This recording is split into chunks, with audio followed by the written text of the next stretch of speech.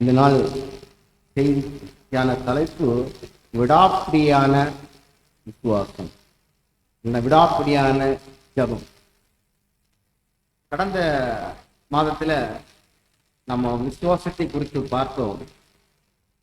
அன்னைக்கு பார்த்தீங்கன்னா விசுவாசம் என்றால் என்ன, விசுவாசம் இல்லாமல் தேவனுக்கு பிரியமாய் இருக்க முடியாது, விசுவாசத்தினால் நாம் நீதியாக்கப்படுகிறோம், விசுவாசத்தினால் நாம் சமாதானத்தை பெற்றுக் கொள்கிறோம் என்று பார்த்தோம்.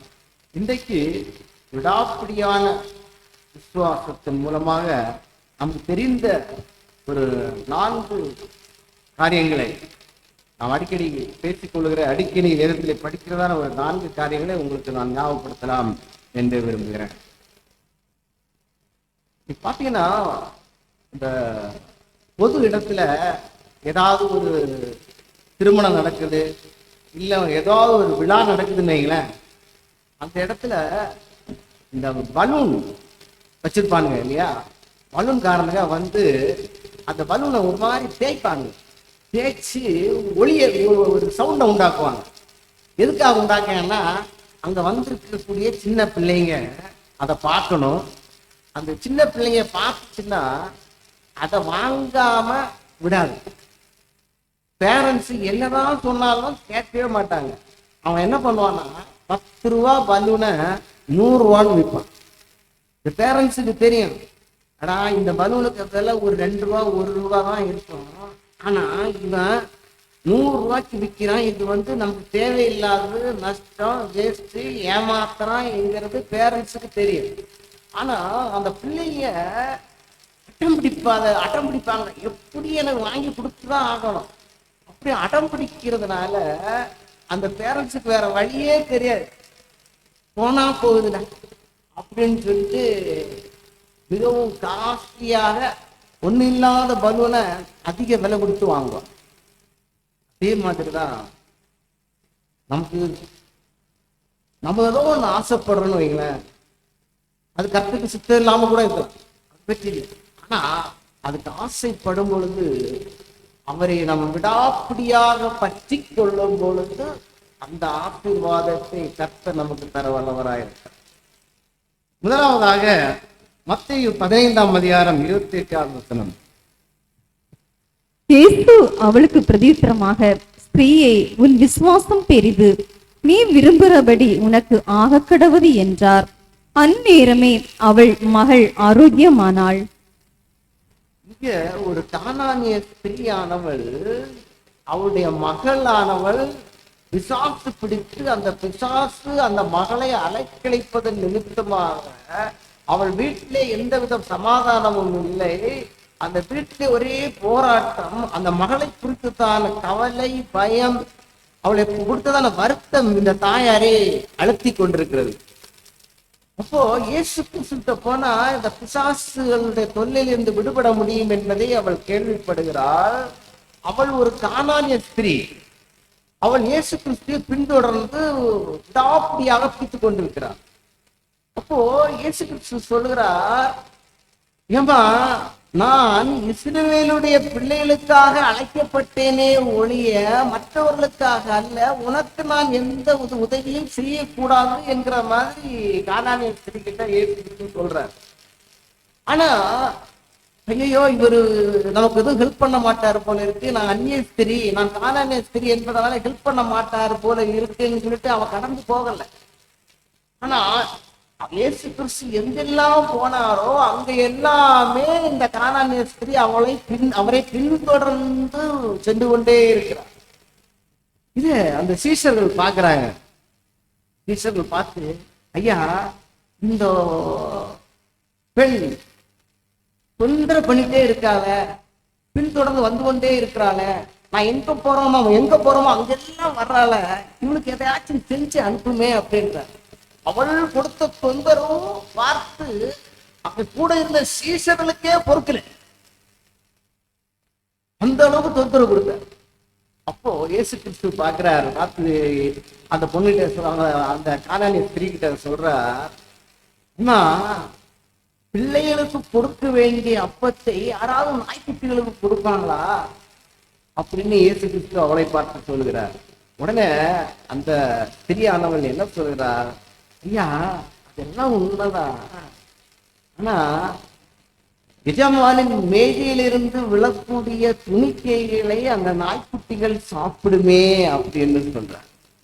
அதாவது எஜமான் சாப்பிட்டு கொண்டிருக்கும் பொழுது அவன் கையிலிருந்து விழுகிற, அவன் பாத்திரத்தில் விழுகிறதான மிச்ச மீதியான உணவுப் பொருட்களை அந்த நாய்க்குட்டிகள் சாப்பிடுமே. இந்த அளவுக்கு அவளுடைய பதிலை கேட்ட உடனே இயேசு கிறிஸ்துவுக்கு ஒண்ணுமே சொல்ல முடியல. அப்பதான் அவர் என்று சொல்றாரு, நீ விரும்புகிறபடியே உனக்கு ஆக கடவுள் என்றால் அந்நேரமே அல்ல. இயேசு அவளுக்கு பிரயோஜனமாக, ஸ்திரீயே உன் விசுவாசம் பெரியது. இயேசு கிறிஸ்து என்ன சொல்றாரு, உன் விசுவாசம் அவ்வளவு பெருசா இருக்குமா, நான் உன்னை கண்டுக்கவே இல்லை, நீ என்னை அழைத்துக் கொண்டே இருந்த, ஆனா நீ என்னை விட்டு விடல, நீ என்னை பற்றி கொண்டாய், விசுவாசம் எவ்வளவு பெரிதா இருக்கிறது என்று சொல்லிட்டு அந்நேரமே அவள் என்ன செய்தா, அந்த சோத்தை பெற்றுக்கொண்டார். ஒரு அந்நிய ஸ்திரீ, இயேசு கிறிஸ்துவனுடைய பிள்ளை இல்லாத ஒரு ஸ்திரீ அவரை பற்றி கொள்ளும் பொழுது அவள் ஆசீர்வாதத்தை பெற்றுக் கொள்கிறார். நாமும் அவருடைய பிள்ளைகளாக அவரை ஏற்றுக்கொண்ட அவருடைய சொந்தமான பிள்ளைகள் நாம் ஜெபிக்கிற காரியத்துல நாம் அவரை விசுவாசத்தோடு அவரிடத்துல ஜெபிக்கும் பொழுது நாம் அந்த ஆசீர்வாதத்தை பெற்றுக் கொள்வதற்கு போதுமானவராக இருக்கிறோம். அவர் கண்டிப்பாக தம்முடைய பிள்ளைகளை அவர் கைவிடவே நிச்சயம். நாம் எதிர்பார்க்கிற அநேக காரியங்களை குறித்து நீண்ட நாட்களாக நாம் அவங்க ஜெபித்துக் கொண்டிருக்கலாம். தம்முடைய பிள்ளைகளுக்கு அவர் அதை வாய்க்க பண்ணாமல் விடவே மாட்டார். ஒரு பலூனை அந்த சின்ன பிள்ளை அடைமுடித்து கேட்கும் பொழுது அந்த பெற்றோராலே வேற வழி இல்லை, எவ்வளவு ரூபாய் நஷ்டமானாலும் பரவாயில்லை, அதை நான் அவர்களுக்கு கொடுத்தே தீர வேண்டும், வாங்கி கொடுத்தே ஆக வேண்டும் என்ற நிர்பந்தத்துக்குள்ளாக ஆக்கப்படுகிறார். ஏனென்றால் அது தம்முடைய, அது என் பிள்ளை அழுகிறது, என் பிள்ளை அடம்பிடிக்கிறது, என் பிள்ளை அடம்பிடிக்கிறது என்பதற்காகவே நான் அதை வாங்கி கொடுக்கிறேன் என்று சொல்லும் பொழுது நம்முடைய தேவனுடைய பிள்ளைகளாகிய நாம் அவரிடத்துல அடம்பிடித்து கேட்கிற காரியங்களுக்கு, அவரை விடாப்பிடியாக நாம் கட்டி பிடித்து கொண்டு கேட்கிற காரியங்களுக்கு அவர் நிச்சயம் பதில் தர அவர் போதுமானவராயிருக்கிறார். அல்லேலூயா. நாம் அவரை விடாப்பிடியாக பிடித்து கேட்கும் பொழுது அந்த ஆசீர்வாதத்தை நாம் பெற்றுக்கொள்ள முடியும். இரண்டாவதாக லூக்கா 8ஆம் அதிகாரம் 48வது அவர் அவளை பார்த்து, மகளை திடன்கொள், உன் விசுவாசம் உன்னை ரட்சித்தது, சமாதானத்தோட போ என்றார். அடிக்கடி நாம இத டிஸ்கஸ் பண்ணுவோம். இந்த நிகழ்ச்சி ஒரு பெரும்பாடுள்ள ஸ்திரீ 12 வருடங்களாக அவள் உதிர போக்கினாலே கஷ்டப்படுகிறாள். அவள் போகாத இடம் இல்லை, அவள் போகாத ஆஸ்பத்திரி இல்லை, போகாத டாக்டர்கள் இல்லை. அவளுடைய வியாதியிலிருந்து அவள் விடுதலை பெறுவதற்காக அவள் செலவாக்கின பணங்கள் அதிகம். அவள் ஆஸ்தியெல்லாம் விற்று அந்த மருத்துவத்தை பார்த்தார். ஆனால் எந்த இடத்திலுமே அவளுக்கு விடுதலை கிடைக்கவில்லை. அப்பேற்பட்ட ஒரு சூழ்நிலையிலே எனக்கு வேறு வழியே இல்லை என்கிற ஒரு நிலையிலே என் தேவன் எனக்கு சுகத்தை தர வல்லவர் என்று சொல்லி இயேசு கிறிஸ்து ஒருவர் இருக்கிறார், அவரை நான் தொட்டாலாகிலும் எனக்கு சுகம் கிடைக்கும் என்று சொல்லி இயேசு கிறிஸ்து பின்தொடர்ந்து செல்கிறார். ஆனால் அன்றைக்கெல்லாம் பார்த்தீங்கன்னா யூதர்கள் மத்தியிலே ஸ்திரீகள் போக முடியாது, ஆண்கள் இருக்கிற இடத்திலே ஸ்திரீகள் போக முடியாது. அது மட்டுமல்ல, இவளுடைய உடல் உதிரப்போக்கினாலே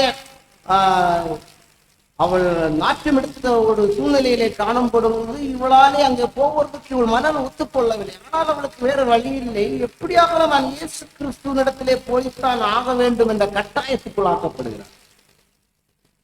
இயேசு கிறிஸ்து எப்படியாவது நான் சந்தித்து அவரிடத்தில் என்னுடைய பிரச்சனையை அவரிடத்தை சொல்வேனே, ஆனால் அவர் நிச்சயம் எனக்கு சுகம் கொடுப்பார் என்கிற விசுவாசம் அவளுக்கு காணப்பட்டது.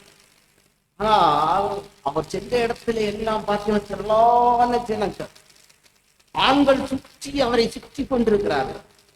திரளான கூட்டம் அவரோட இருந்ததுனால இவளால முண்டி அடித்து உள்ளே செல்ல முடியவில்லை. ஆனா அவன் மனசுல நினைக்கிறார், நான் தான் இயேசு கிறிஸ்து கிட்ட போய் என்னுடைய பிரச்சனையை சொல்வதற்கு எனக்கு அவரு கிட்ட போறதுக்கு வழியே இல்லை. அட்லீஸ்ட் அவரு உடம்பை நான் தொடுவேன்னு சொன்னா அதுக்கு கூட வழி இல்லை. ஆனா அட்லீஸ்ட் அவருடைய வஸ்திரத்தின் ஓரத்தையாங்களும் தொட்டால் எனக்கு சுகம் கிடைக்கும் என்று சொல்லி அவள் விசுவாசி. அப்படியாக அவள் வஸ்திரத்தின் ஓரத்தை தொட்டார். அப்பொழுது அந்த வஸ்திரத்தின் ஓரத்தை தொட்ட அந்த மாத்திரத்திலே அவளிடத்தில் இருந்த உதிரப்போக்கு அப்படியே அந்த செகண்ட் நின்று போயிட்டு இயேசு கிறிஸ்து திரும்பி பார்க்கிறார். திருப்பி பார்த்து சொல்றாரு, என்னை தொட்டது யார்? அப்ப கூட இருக்கிறவங்க எல்லாம் பாக்குறாங்க, இவர் என்னடா முட்டாளா இருப்பாரா? நாங்க இவ்வளவு பேர் முந்தி அடித்துக் கொண்டு அவரை கிட்ட நாங்க சுத்தி இருக்கோமே, இது யார் தொட்டதுன்னு சொல்லி எப்படி தெரியும்? இல்ல முட்டாள்தனமா கேட்கிறாரு. இல்ல இல்ல இல்ல, என்னிடத்துல இருந்து ஒரு வல்லமை புறப்பட்டு சென்றது, என்னிடத்திலிருந்து ஒரு வல்லமை புறப்பட்டு சென்றது, அதை அவன் உணர்ந்தேன் என்றார். உடனேதான் அந்த ஸ்திரீயானவள் புரிந்து கொண்டார்.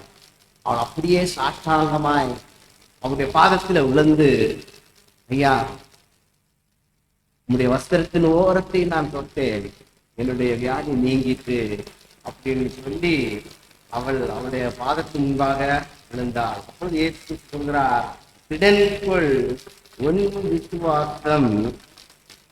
அதாவது 108:48 அவர் அவளை பார்த்து, மகளே திடன்கொள் உன் விசுவாசம் உன்னை ரட்சித்தது, சமாதானத்தோடே போ என்றார். உன் விசுவாசம் உன்னை ரட்சித்தது. அநேக நேரங்கள நம்ம உலக பிரகாரமான செய்யறதான அநேக முயற்சிகள், உலக பிரகாரமான அநேக காரியங்களை நாம் செய்து விடலாம். நம்முடைய பணத்தினாலேயோ, நம்முடைய திறமையினாலேயோ, நம்முடைய வேறு எந்த காரியத்தினாலையும் செய்து விடலாம் என்று சொல்லி நாம ட்ரை பண்றோம். ஆனா அதற்கு மேலாக கர்த்தர் இருக்கிறார் என்பதை நாம் மறந்து போயிடும். நம்ம என்னதான் செலவு பண்ணாலும் சரி, என்னதான் உழைத்தாலும் சரி, என்னதான் முயற்சி எடுத்தாலும் சரி, நமக்கு காரியத்தை வாக்கிய பண்ணுகிறவர் அவர் ஒருத்தர் மட்டும்தான். அவராலே அன்றி நம்மளால எதுவும் செய்து கொள்ள முடியாது என்பதை நாம் உணர்ந்து கொள்ள வேண்டும். இந்த ஸ்திரீயானவள் அவள் செலவு படாதது இல்லை, அவர் ஓடாத இடங்கள் இல்லை, அவர் செல்லாத இடங்கள் இல்லை. ஆனால் கடைசியிலே என் இயேசுவால் மட்டும்தான் எனக்கு சுகம் கொடுக்க முடியும் என்று அவரை விசுவாசித்து அவரை பற்றி கொண்ட பொழுது அந்த சுகத்தை அவள் பெற்றுக்கொண்டார். அவளதான் ஒருவேளை அவள் அதான் சொல்றார், என்னால் ஒன்றும் கூடாதென்று என்னை நான் தந்து விட்டேன், உம்மாலெல்லாம் கூடுமென்று உம்மை நான் நம்பியுள்ளேன். எல் ஷடாய் சர்வவல்லவரே, எல்லாம் செய்பவரே, இல்லாதவைகளை இருக்கின்றதா வரவழைப்பவரே,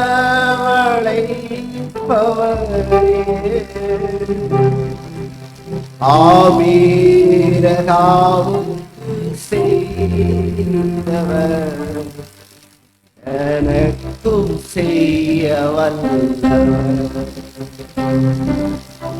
ஆவீரகாவும் செய்தவர் எனக்கும் செய்ய வல்லவர்,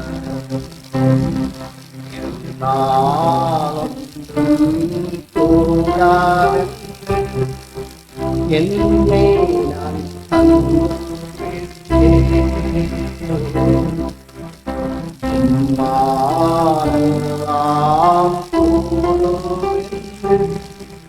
உம்மை நான்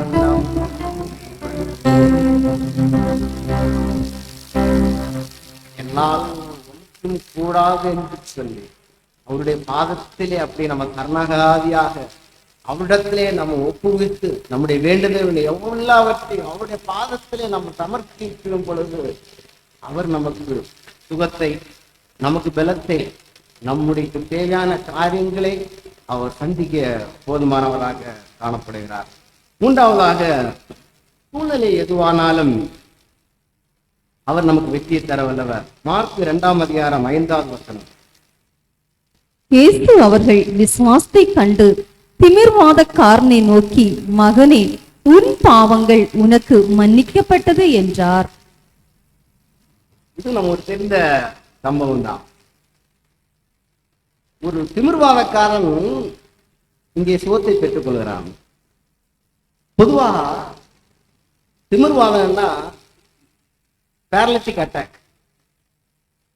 இந்த மூளைக்கு போறதான ஒரு நரம்புல ரத்தம் கிட்டிடுச்சுன்னு வைங்களேன், இல்ல மூளைக்கு போற நரம்பு பிரஷர்ல, அதாவது ரத்தம் கசிஞ்சிச்சு அப்படின்னா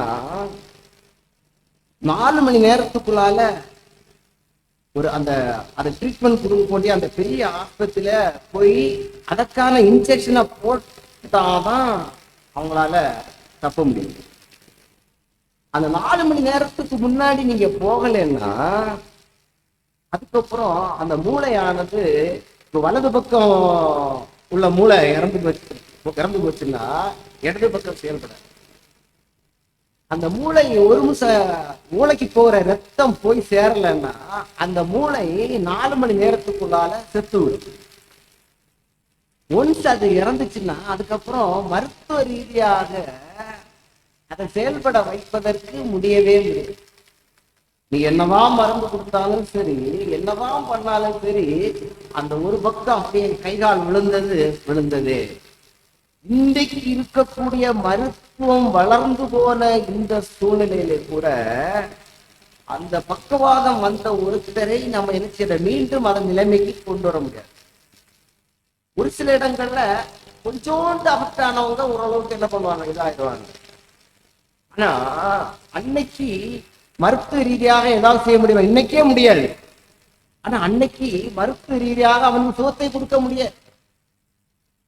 அப்போ 4 பேர் நினைக்கிறாங்க இந்த திமிர்வாதக்காரனை கொண்டு போய் இயேசு கிறிஸ்து கிட்ட போனா அவர் சுகத்தை கொடுப்பாருன்னு சொல்லி கேள்விப்படுறாங்க. கேள்விப்பட்டு, ஏன்னா அவன் திமிர்வாதக்காரன், அவனால நடக்க முடியாது, அவன கை செயல்பட முடியாது. அப்பேற்பட்ட ஒரு நபரை யாரு கொண்டு போனோம்? அவங்ககிட்ட கொண்டு போறது வேற 4 பேர் தான் கட்டில வைத்து கொண்டு போறாங்க. இயேசு கிறிஸ்து எப்படியாச்சும் சுகம் கொடுப்பாரு என்பது அவங்களுக்கு தெரியும், அதனாலதான் போறாங்க. ஆனா போற வேலை அவர் இருந்த அந்த கப்பர்நகூம்ல உள்ள ஒரு வீட்டுல உள்ள கொண்டு போலான்னா அவங்களால கொண்டு போக முடியாது. ஒருவேளை இவன் நடக்க முடிகிறவனா இருந்தான்னா எப்படியா தள்ளி உந்தியாவது அவனை உள்ள கொண்டு போலாம். ஆனா ஒரு கட்டில படுத்திருக்கிறவன இந்த கூட்டத்தின் மத்தியில் எப்படி உள்ள கொண்டு போக முடியும்? கொண்டு போக முடியல. அப்பதான் அவங்க நினைக்கிறாங்க, அந்த வீட்டின் கூரையை விரித்து இந்த 4 பேர், ஒரு சாதாரண ஒரு ஆள் இறந்து போனாலே அவனை தூக்குறதுக்கு 4 பேர் வேணும். இந்த மனிதன் ஒரு இறந்த மனிதனுக்கு சமம். ஏன்னா இவருடைய கை கால்கள் செயலிழந்து போயிடுச்சு. இவரை கட்டில தான் தூக்கிட்டு கொண்டு போகணும். அப்ப கூரையை பிரிக்கணும், கெட்டி உழைக்கணும், கீழே இறக்கணும். எப்படி ஆச்சு நான் இயேசு கிறிஸ்து விட்ட இவரை கொண்டு போனா போதும், அவர் சுகத்தை கொடுப்பார் என்று சொல்லி இப்ப விசுவாசித்தார். அந்த விசுவாசித்தது நிமித்தமாக அவங்க எவ்வளவு பெரிய டாஸ்க், அவ்வளவு கூட்டமான இடத்துல கூரையை பிரித்து இறக்கினால் இவன் சுகம் பெறுவான். அந்த டாஸ்க நாம் பண்ணா போதும், அந்த டாஸ்க பண்ணா சுகம் கிடைக்கும் என்பதை அவள் விசுவாசத்தினால கூரையை பிடித்து இறக்குனாங்க. அன்னை அப்போ இயேசு கிறிஸ்து சொல்லுகிறா பார்த்தீங்கன்னா, இயேசு கிறிஸ்து அவர்கள் விசுவாசத்தை கண்டு திமிர்வாதக்காரனை நோக்கி, மகனே, உன் பாவங்கள் உனக்கு மன்னிக்கப்பட்டது என்றார் என்று அதுக்கு எழுந்து நடையினார். அப்படியே சுகத்தை பெற்றுக்கொண்டார். ஆக அவரை விசுவாசிக்க கூடாமல் அநேக நேரங்கள சூழ்நிலைகள் நமக்கு என்ன சொல்லணும், இதெல்லாம் பாசிபிலிட்டியே இல்லை. என்னுடைய பிரச்சனைக்கு அவர்தான் தீர்வு, இதெல்லாம் நடக்குமா அப்படின்னு நிறைய நேரங்களை நமக்கு விசுவாசத்துல ஒரு சோர்வு ஏற்படுது. நம்முடைய விசுவாசத்திற்கு அநேக தடைகள் வரலாம். நம்முடைய விசுவாசத்துக்கு எதிராக குடும்பத்திலேயே, நம்முடைய சொந்த குடும்பத்திலே இருக்கிறவங்க அநேக நமக்கு தடையா இருப்பாங்க. இயேசு கிறிஸ்துவுக்கு போறதுக்கு அநேக தடை. அநேக இந்து நண்பர்கள் பார்த்தீங்கன்னா இயேசு கிறிஸ்துவை விசுவாசிப்பதற்கு, அவர் ஏற்றுக்கொள்வதற்கு, அவருடைய ஆராதனையை கலந்து கொள்வதற்கு தடை. ஆனா என் தேவன் எல்லாவற்றையும் செய்ய வல்லவர், என் தேவன் எல்லாவற்றுக்கும் எல்லாமானவர், அவராலே ஆகாதது ஒன்றுமில்லை. அவரை நான் பற்றி கொள்ளும் பொழுது என்னுடைய வாழ்க்கையிலே அவர் ஆசீர்வாதங்களை தருவார் என்பதை உணர்ந்து எந்த எதிர்ப்பு வந்தாலும் சரி, எந்த விதமான பிரச்சனைகள் வந்தாலும் சரி, அவரை நான் கைவிடாமல் பற்றி கொள்வேன். என்னுடைய பெற்றோர்களே ஆனாலும் சரி, என் நண்பர்களானாலும் சரி, என்னை ஊரே எதிர்த்து வந்தாலும் அவர் மேல் நான் நம்பிக்கை வைப்பேன். அந்த தடை எனக்கு முன்பாக வருகிறதான தடைகள் எல்லாவற்றையும் உடைத்தெறிந்து அவரை நான் பற்றி கொண்டு அவர்கிட்ட நாம் போகும் பொழுது அவர் நமக்கு ஆசீர்வாதத்தை தருகிறார். நம்முடைய தேவைகளை அவர் சந்திக்க அவர் போதுமானவராக இருக்கிறார். நமக்கு சுகம் தருவதற்கு அவர் வல்லமை உள்ளவராக இருக்கிறார். அவர் நமக்கு ஆசீர்வாதத்தை தருவதற்கு நமக்கு வல்லமை உள்ளவராக இருக்கிறார் என்பதை நாம் மறந்துவிடக்கூடாது. நான்காவதாக, கடைசியாக, உயிரே போனாலும் அவரை நான் பற்றிக் கொள்வேன். அப்படிப்பட்ட ஒரு விடாப்பிடியான விசுவாசம். தானியேல் 3ஆம் அதிகாரம் 17-18. நாங்கள் ஆராதிக்கிற எங்கள் தேவன் எங்களை தப்புவிக்க வல்லவராயிருக்கிறார். அவர் எரிகிற அக்கினி சூளைக்கும் ராஜாவாகிய உம்முடைய கைக்கும் நீங்களாக்கி விடுவிப்பார். விடுவிக்காமற் போனாலும் நாங்கள் உம்முடைய தேவர்களுக்கு ஆராதனை செய்வதும் இல்லை, நீர் நிறுத்தின பொற்சிலையை பணிந்து கொள்வதும் இல்லை என்கிறது ராஜாவாகி உமக்கு தெரிந்திருக்க கடவது என்றார்கள். பாத்தீங்கன்னா சாத்ராக், மேஷாக், ஆபேத்நேகோ என்று 3 விசுவாச பிள்ளைகள். நேபுகாத்நேச்சார் என்ன பண்றாருன்னா 60 முழ உயரம், 60 முழம்னா 90 அடி, 90 அடி உயரம்னா இன்னைக்கு பாத்தீங்கன்னா நம்ம இடங்கள்ல இருக்கு பாத்தீங்கன்னா 9 மாடி கட்டடம். இந்த 9 மாடி கட்டடம் அளவுக்கு உயரமான ஒரு சிலை. அதுக்கு அகலம் என்னன்னா 6 முழம். 6 முழம்னா 9 அடி அகலம். அதாவது 90 அடி உயரம், 9 அடி அகலம் உள்ள ஒரு பொற்சிலை. அது சாதாரண இரும்புனால செய்யப்பட்டதல்ல, களிமண்ணால செய்யப்பட்டதல்ல, பொன்னால் செய்யப்பட்டது. 90 அடி உயரமான ஒரு பொற்சிலையை நீங்க பண்ணணும்னா எவ்வளவு தங்கம் வேணும்னு நினைக்கிறீங்க? எத்தனை டன் தங்கம் இருந்துன்னா அந்த சிலையை கருவ முடியுது. இன்னைக்கு ஒரு கம்மல் வாங்குறதுக்கு யோசிக்க வேண்டிய நிலைமை இருக்கு. தங்கத்துக்கு விலை. இப்போ 90 அடி உயரம் உள்ள தங்கத்தை ஒரு சிலையை அவன் பண்ணிடுறான். பண்ணிட்டு அவன் என்ன சொல்றான், இந்த தேசத்துல அத்தனை அதிகாரிகள், மக்கள் எல்லாம் என்ன செய்யணும், கீத வாத்தியம், கிண்ணறம் போன்ற எல்லா கீத வாத்தியங்களும் நாம் என்ன செய்யணும், ஒலிக்கிற வேலையில சாஷ்டாங்கமாய் அந்த சிலைக்கு முன்னாடி என்ன செய்யணும், எல்லா மக்களும் வணங்கணும். இப்போ எல்லாரும் அந்த சிலைக்கு முன்னாடி வணங்குறாங்க. ஏற்கனவே அங்க பிரதானியா இருந்த சாத்ராக், மேஷாக், ஆபத்நேகோங்கிறவளை பற்றி அவங்க மட்டும் இந்த வணங்கல. எல்லா அதிகாரிகளும் அந்த சிலைக்கு முன்பதாக விழுந்து வணங்குறாங்க. என்னடா இவங்க 3 பேர் மட்டும், இந்த யூத ஜனத்துல 3 பேர் மட்டும் எப்படி வணங்காம இருக்கான்னு அந்த நேபுகாத்நேச்சர் கிட்ட போட்டு கொடுத்துட்டாங்க. ஐயா, இந்த தேசத்தில் உள்ள எல்லா அதிபதிகளும் எல்லாம் வணங்குறாங்க. ஆனா இந்த 3 பேர் இருக்காங்க பாருங்க, இவங்க மட்டும் இன்றும் நீர் நிறுத்தின இந்த சிலைக்கு முன்பாக வந்து வணங்காம இருக்கிறாங்க அப்படின்னு. ராஜாவுக்கு ரொம்ப கோவம் வருது. அவங்கள கூப்பிட்டு வாங்க. அவங்க வந்தாங்க. வந்த உடனே அந்த ராஜா சொல்றாரு இந்த 3 பேரையும் பார்த்து, பா இப்பவும் உங்களுக்கு கடைசி வாய்ப்பு கொடுக்குறேன். கீத வாக்கியங்கள் இசைக்கிற வேலை நீங்க என்ன பண்ணணும், இந்த பொற்சிலைக்கு முன்பதாக நீங்க வந்து என்ன செய்யணும், விழுந்து ஆள விழுந்து வணங்கணும். இல்லைன்னா இந்த அக்னி சூளையில உங்களை போட்டுருவேன். இந்த அக்னி சூளையிலிருந்து தப்பு உங்களை என் கைக்கும் இந்த அக்னி சூளைக்கும் தப்பு நிக்க போகிற தேவன் யார் அப்படின்னு கேட்க. அந்த ராஜா என்ன சொல்றாரு, ஓ நீ வணங்குற உன் தேவன் என்னுடைய கைக்கு உன்னை தப்பிச்சு விட முடியாது.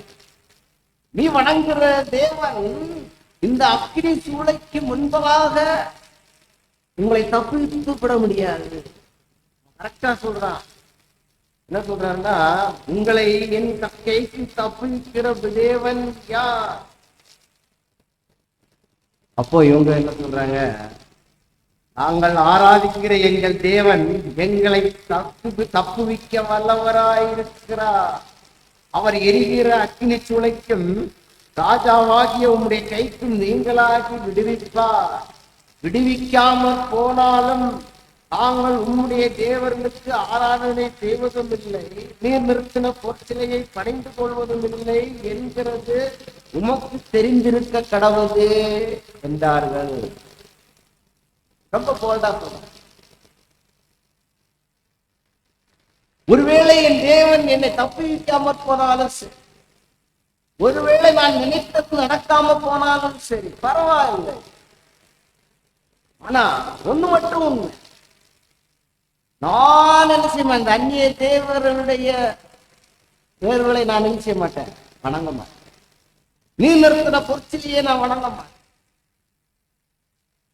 அதுல அவங்க இருந்தாங்க, கோபமா இருந்தாங்க. என் உயிரே போனாலும் பரவாயில்ல, என் உயிரே போனா கூட பரவாயில்ல, நான் கர்த்தருக்கு பிரியமில்லாத இந்த பாவத்தை செய்ய மாட்டேன்.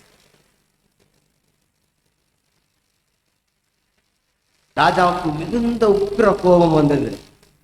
உடனே கட்டளை போடுறான், ஏற்கனவே எரிகிற அக்கினி சூளைய நீ என்ன பண்ணுங்க, 7 மடங்கு சூடாக்கு. 7 மடங்கு சூடாக்கிட்டாங்க. அவங்க இருந்த போர்ச்சேவர்ல மிகவும் பலசாலியான வேற கூட்டு இவனுங்களை தூக்கி இவங்களை கெட்டி அந்த எரிகிற அக்கினி சூளைக்குள்ள போடுங்க அப்படின்னா, பலசாலியானவங்க என்ன பண்றாங்க, அவரை தூக்கி கொண்டு போறாங்க. ஏன்னா கொண்டு போய் அக்னி சூளையில போடுறாங்க. அந்த அக்னி சூளையினுடைய வெப்பம் 7 மடங்கு அதிகமானதுனால யார் அவங்கள கொண்டு அக்னி சூளையில போட போனாங்களோ அவங்க எல்லாம் கருகி சாம்பல. கொஞ்ச நேரத்துல இவங்களை ராஜா பாக்குற, என்னடா இவ்வளவு வெப்பமான அக்னி சூளை, அக்னி சூளைக்கு வெளியில அவங்கள தூக்கி கொண்டு போனவங்களே கறி சாம்பல் ஆயிட்டாங்க. ஆனா இவங்க ஜாலியா சுத்துறாங்களே உள்ள, நீச்சல் குளத்துல நீந்துற மாதிரி நீந்துறாங்க. பாக்குறாரு ராஜா, 3 பேர் தானே உள்ள விட்டேன், இன்னொருத்தர் இருக்காரு. பக்கத்துல இருந்த அதிகாரிகளை கூப்பிடுறாரு, கூப்பிட்டு சொல்றாரு, நாங்க 3 பேர் தானே நம்ம உள்ள போட்டோம், இன்னொருத்தர் யார்? ஆமா, அவருடைய முக சாயலை பார்க்கவில்லை, தேவதூதன் தேவ சாயலாகவே அந்த மனிதன் இருக்கானே.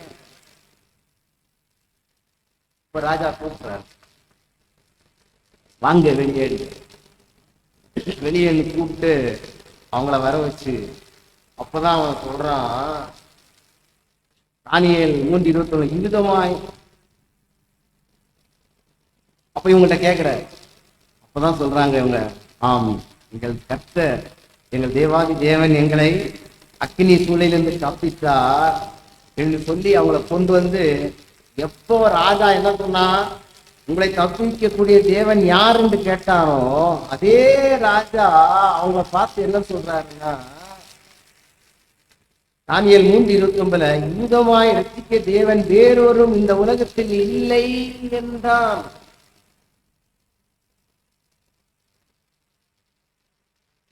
அப்பொழுது தேவகாசேசர் வசனித்து சாத்ராக் மேஷக் ஆபேத்நேகோ என்பவர்களுடைய தேவனுக்கு ஸ்தோத்திரம், அவர்களை தேவனை தவிர வேறொரு தேவனை சேமித்து பணியாமல் அவரே நம்பி ராஜாவின் கட்டளை தள்ளி தங்கள் சரீரங்களை ஒப்புக் கொடுத்ததால் அவர் தமது தூதனை அனுப்பி தம்முடைய தாசரை விடுவித்தார். அடுத்த வசனத்துல, இவ்விதமாய் ரட்சிக்கத்தக்க தேவன் வேறு ஒருவரும் இல்லை என்றார். அது முன்னாடி பாத்தீங்கன்னா என்ன சொன்னா, என்னுடைய கைக்கும் இந்த எரிகிற சூளைக்கும் உங்களை தப்பிக்க போதுமானவர் யார் என்று கேட்டான். அதே ராஜாவுடைய வாயாலே என்ன சொல்றார், இவ்விதமாய் ரட்சிக்கத்தக்க தேவன் வேறு ஒருவரும் இல்லை அப்படின்னு அறிக்கை பண்றான். அறிக்கை பண்ணது மட்டும் இல்ல, அவங்களை எல்லாம் என்ன பண்றான்னா பாபுலோன் தேசத்திலே அவனை நினைச்சுதான் உயர்ந்த ஸ்தானத்திலே கொண்டு போய் இந்த 3 பேரை வைத்தான். அல்லேலூயா. கர்த்தருக்காக நாம செய்கிறதான காரியங்கள், அதுல எவ்வளவு நஷ்டம் வந்தாலும் சரி, என் உயிரே போனாலும் சரி, நான் அவருக்காக சாட்சியா நிற்பேன்னு சொன்ன சாத்ராக் மேஷாக் ஆபேத்நேகோவை கர்த்தர் நினைச்சார், உயர்த்தினார். இந்த பூமியில எவ்வளோ பெரிய தடைகள் வந்தாங்க. அவன் கொஞ்ச நாளைக்கு முன்னாடி ஒரு போர் சேவகன், ராணுவத்தில் இருந்த ஒரு மனிதன், பெரிய பிரஷர், அந்த சிலையை நீ வணங்கிதான் ஆகணும்னு சொன்னாங்க. அவன் என்ன சொல்லிட்டான், அந்த கோயிலுக்கு முன்னாடி வர்றேன், உள்ள போய் என்ன செய்ய மாட்டேன், அந்த சிலையை நான் வணங்க மாட்டேன்னு சொல்லி நின்னதுனால அவன் வேலையில இருந்து என்ன செய்யப்பட்டான், தூக்கி எறியப்பட்டான். கோர்ட்டுக்கு போச்சு. கோர்ட்டுக்கு போனா கோர்ட்ல என்ன சொன்னாங்க, நீ ராணுவத்துல வேலை செய்யற, இந்த ராணுவத்துல வேலை செய்யும் பொழுது மேலதிகாரி என்ன சொல்றானோ அதுக்கு நீ கீழ்ப்படிந்துதான் ஆகணும். அந்த இடத்துல உனக்கு மதமோ கிறிஸ்தவமோ இயேசு கிறிஸ்துவோ அங்க இடம் இல்லை. சொல்லுற கட்டளைக்கு கீழ்ப்படிந்தாங்க. இங்கே அப்படிதான் ராஜா சொல்ற, நீ என்ன செய்யணும், இந்த பொற்சிலையை வணங்கிதான் ஆக வேண்டும்.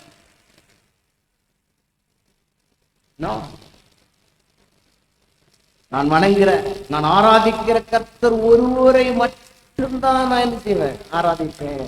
அதற்கு குறுக்கே வர எந்த காரியத்தையும் நான் என்ன செய்ய மாட்டேன். அப்படின்னு உள்ள ஒரு நிலைப்பாடை அவன் உறுதியாகி பற்றி கொண்டதுனால அவன் கர்த்தர் அந்த தேசத்திலே அவனை உயர்த்தினார். நாமும் கூட அநேக நேரங்கள்ல நமக்குடைய விசுவாசத்துக்கு எதிராக வருகிற அநேக காரியங்கள், அநேக பாவமான காரியங்கள் நம்ம அதை விட்டு கொடுக்கிறவளாக பாராதபடிக்கு கர்த்தருக்கு முன்பாக நம்ம சாட்சியாக இருக்கும் பொழுது கர்த்தர் நம்ம என்ன செய்ய போறார், உயர்த்துவதற்கு வல்லவராக காணப்படுகிறார். பாத்தீங்கன்னா அநேக நேரங்கள்ல நமக்கு எல்லாமே கரெக்டா போயிட்டு இருக்கும். நமக்கு அரசு வேலை இருக்கலாம், சரியான வேலை, பிள்ளைகள் எல்லாம் படித்து நல்ல வசதியாக இருக்கலாம், இல்லை நமக்கு எல்லாமே கரெக்டாக போகும். அப்போ நம்ம மனசுல என்ன நினைப்போம்னா, எனக்கு எல்லாமே கரெக்டா இருக்கு, நான் ஏன் கர்த்தரை தேட வேண்டும், எனக்கு படிப்பு இருக்கிறது, எனக்கு பணம் இருக்கிறது, வேலை இருக்கிறது, வீடு இருக்கிறது, வாசல் இருக்கிறது, நான் எதை பற்றியும் கவலைப்பட தேவையில்லைன்னு சொல்லி ஒருத்தன் சொன்னான். அவன் என்ன சொன்னான், எனக்கு இன்னும் நிறைய விளைச்சல் வந்திருக்கு, என் களஞ்சியத்தை இடித்து பெரிதாக்கி நான் என்ன செய்வேன், அத எல்லா உணவையும் சேமித்து நான் களஞ்சியத்துல சேர்த்து வைத்துட்டு என்ன சொல்லுவேன், என் ஆத்மாவே நீ புசித்து குடித்து மகிழ்ச்சியாயிரு அப்படின்னு அவன் சொல்லிட்டு இருந்தான். அப்பதான் கர்த்தர் அவன்கிட்ட என்ன சொன்னாருன்னா, அட மதிகேடனே, இன்றைக்கு உன்னுடைய ஜீவன் உன்னை விட்டு எடுபட்டு போகுமே, ஆனால் நீ சேர்த்து வைத்தைகள் யாருடையது ஆகும் என்று. நமக்கு எல்லாம் இருக்கலாம், ஆனா அதற்கான அதை அனுபவிக்கிறதுக்கான ஜீவன் அப்படி வேலைதான். அதனால நாம் அவரையே நாம் என்ன செய்யணும், பற்றி கொள்ள வேண்டும். யாக்கோபு பாத்தீங்கன்னா எல்லா ஆஸ்திகள் எல்லாம் சம்பாதிச்சான், வெறுங்கையோட தான் போனான்.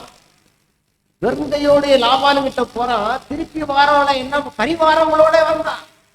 அவனுக்கு ஆடுகள் இருந்தது, மாடுகள் இருந்தது, ஒட்டகம் இருந்தது, வேலையாட்கள் இருந்தது, எல்லா ஆட்சிகளும் இருந்தது.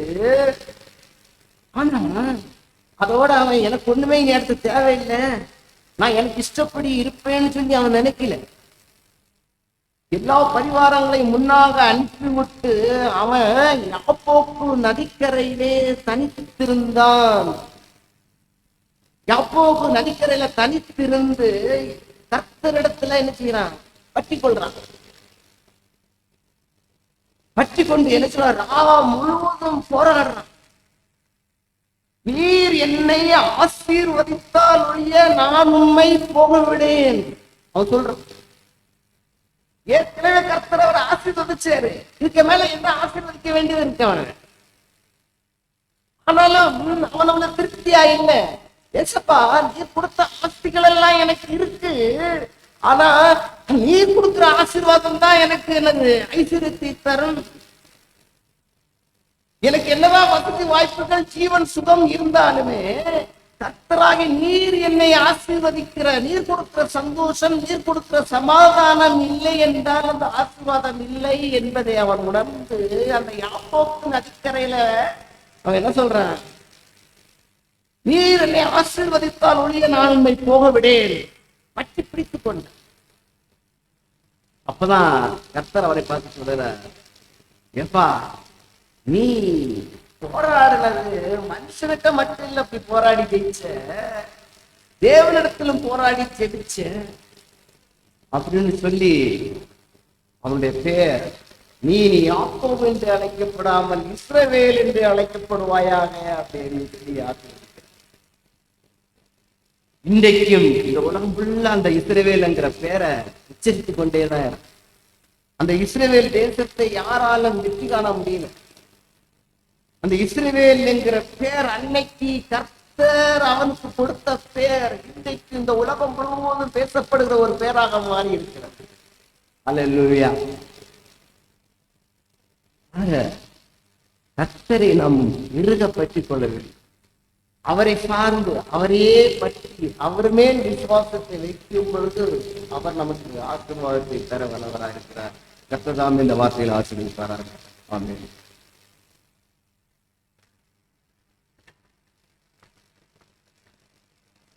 நாம் கண்களையும் விதிப்போம். நாளிடம் கேட்டு சத்தியத்திற்காக